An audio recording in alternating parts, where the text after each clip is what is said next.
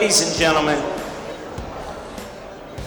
we talked about our elected officials and their hard work and everything the business owners and entrepreneurs do. And we are fortunate that you're here today.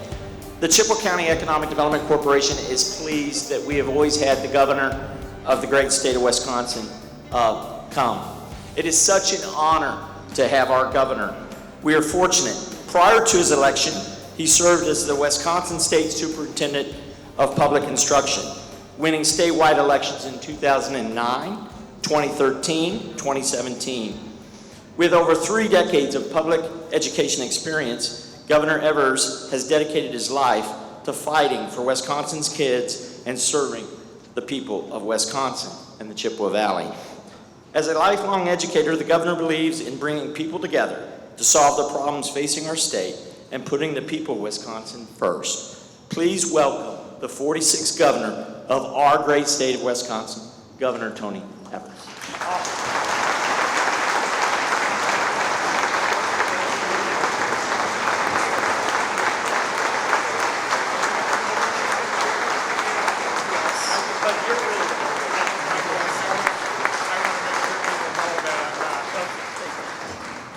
Charlie's birthday, by the way. Well, good afternoon, everybody, and it's great to be here in Chippewa County. And I know there's a special secret motivational speaker going to be here today. I just want to make sure you know it's not me. Regardless, I'm very happy to be here and to talk to you about how our state's moving forward as we continue to rebound and recover from the COVID-19 pandemic. And we are recovering. And just a few data points here. Wisconsin unemployment rates are the lowest, some of the lowest in the nation, and back to almost pre-pandemic levels. We ended up with $4.4 billion in our pocket, and more than originally thought and anticipated. And just this last week, the CCEDC has announced that Wisconsin has raised our exports over 18% just the last 6 months. And that's great news because we have a lot of tools to put in place around this recovery, and I believe it's going to move forward going in the future. First and most important tool that we have, though, however, is the COVID-19 vaccine. Wisconsinites all across the state have been rolling up their sleeves and getting vaccinated. And this week, I was really proud to announce that we're going to be providing $100 incentives for those individuals out there who haven't yet received their shots. And our neighbors in Minnesota have vaccinated more than 79,000 folks who were on the fence with a similar initiative. So I can't wait to see what we can do here in Wisconsin with $100 for that.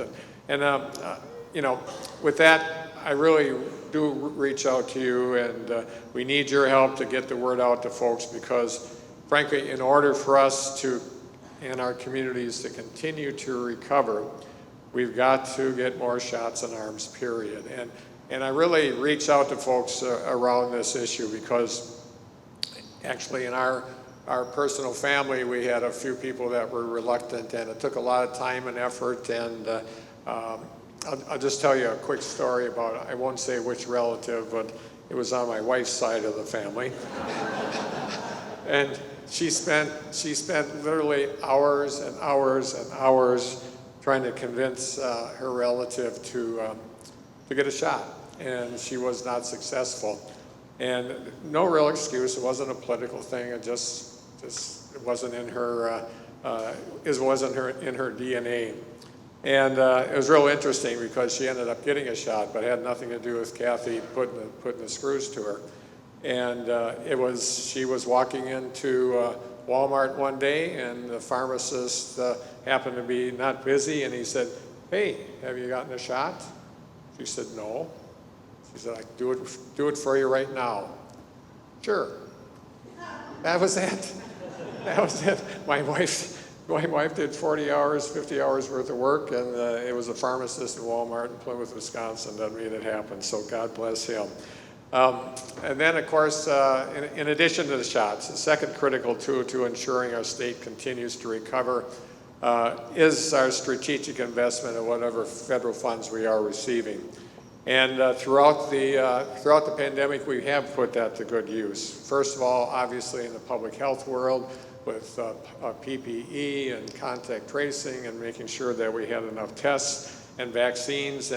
But in addition, we're also working every day to get out our American Rescue Plan dollars out the door to folks, not just to recover today, but to have a sustainable future and making sure that we're bouncing back better than ever before.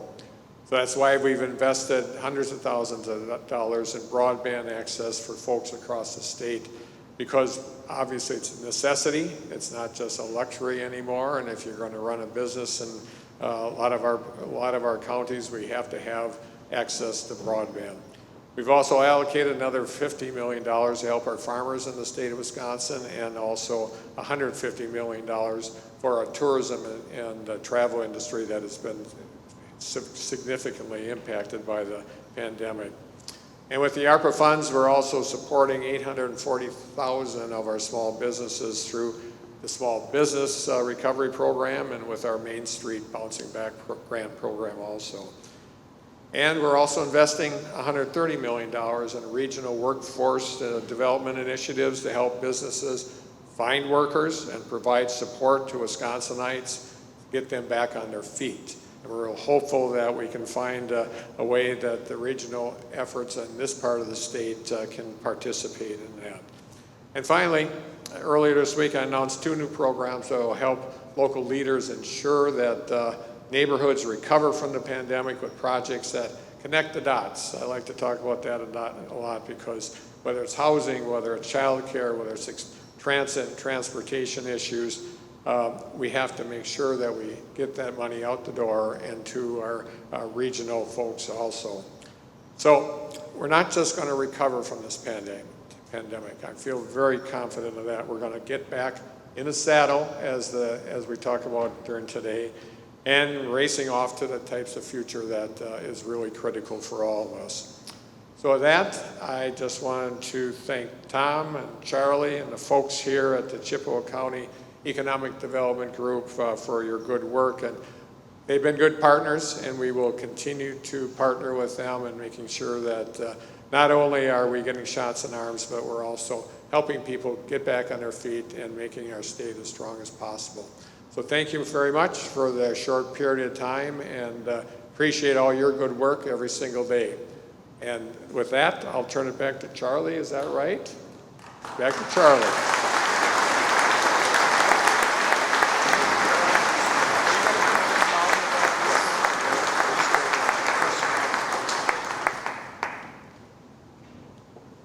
Again, we are honored. Governor, one more time, thank you so much. Now, we're going to let the governor work his way out before the madness of the run to the buffet tables. He's going to say a few words to back up. But as you see, look at our annual report. It has some of a highlight of a snapshot of what we've done. We're back in the saddle, really. It takes a community to come together, to work on each other, to help each other, and it takes us all to do that. And we are definitely in the Chippewa Valley back in the saddle.